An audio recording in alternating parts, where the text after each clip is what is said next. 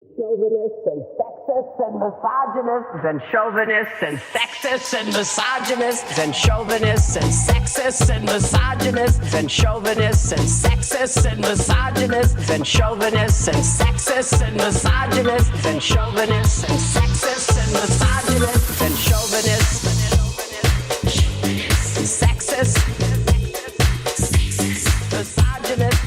Hello, this is Cheeky again coming to you from behind enemy lines. As I was doing academic research for another video that I'm working on, actually multiple ones that I'm working on, I have no restraint when it comes to workload. I come across this feminist gem, victim blaming fictional crime dramas, an examination of demographic, incident-related, and behavioral factors. I know what you're thinking. Not another ridiculous feminist inflation. Well, though it is true, it had a most unforeseen fortuitous result, depending on which way you look at it. In this article they were hoping to show that women in crime TV shows conflated to the social acceptance of victim blaming.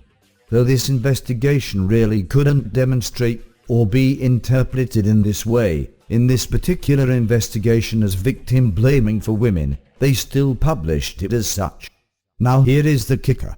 Without them noticing, they demonstrated that it was more socially acceptable on TV to victim blame men, and not just any man, but white men, without even knowing it.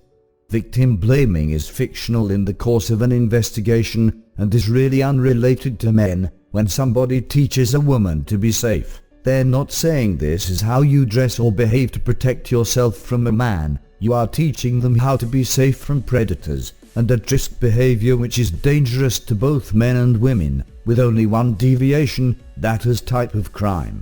Publicly used behavior does not put you in danger from men who are in favor of such behaviors and would not harm, but encourage and enjoy it. But from a predators, a man or a woman can be triggered by such behavior to commit a crime. That is predators, not men. One need not directly participate in inappropriate behavior to trigger predators and criminals, as most that participate in such criminal behavior can be triggered by a fantasy, a smile, kind word, or unsafe behavior that would apply to both men and women. As most rapists of any gender will target women for rape if vulnerable, in the dark or early morning, just as men participating in the same behavior will be targeted for violence, mugging and homicide. Two different crimes that have the same trigger, a mean average. Meaning both men and women need to be taught what is at-risk behavior, which is not victim blaming, but a common sense to protect themselves, not from the opposite sex but from predators, deviants and psychopaths. At-risk behavior is not seen as the problem, but a total demographic, no matter how irrational that is. The best example of this is the disconnect between domestic violence and victim blaming paradigms that distorts research on such a public archetype. Studies will say 91% of domestic violence, or rapes, are carried out by men, in a sample of 91 heterosexual men and 9 lesbian women, making women 100% of the victims, because only women can be victims of domestic violence and rape, because of the structure of the legal system. Of course this is an exaggeration, but it is very true for all of Cose's work in the CDC, which was 100% deceitful. You see this in the most ridiculous combinations, such as "I restrained her when she tried to stab me," and the reply is "Stop trying to blame the victim, admit your domestic violence habit or you will never leave this mandatory domestic violence and anger management class, decided by the judge, as a punishment for trying to protect yourself from female domestic violence." Lila, 2013. This is not an exaggeration. Consider the following statistic: 95% of rapists are men. Seems reasonable.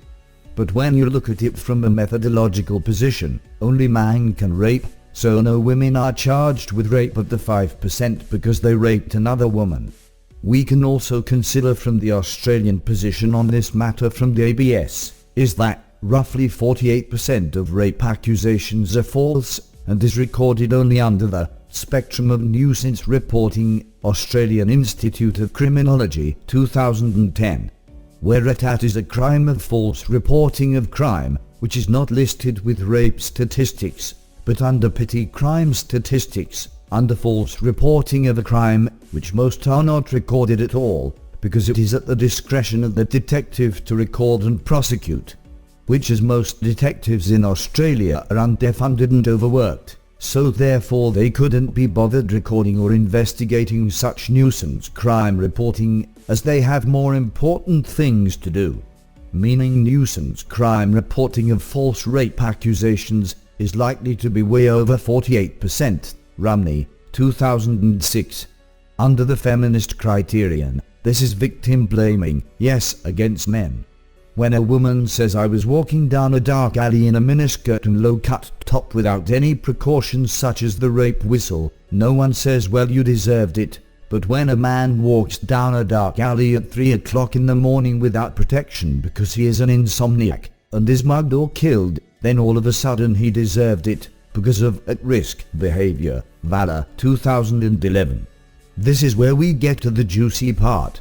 This is mirrored television storytelling, according to a feminist academic inquiry, Rader, 2016, whereby 91% of victims depicted in crime shows are white, demonstrating that it is quite socially acceptable to kill white people.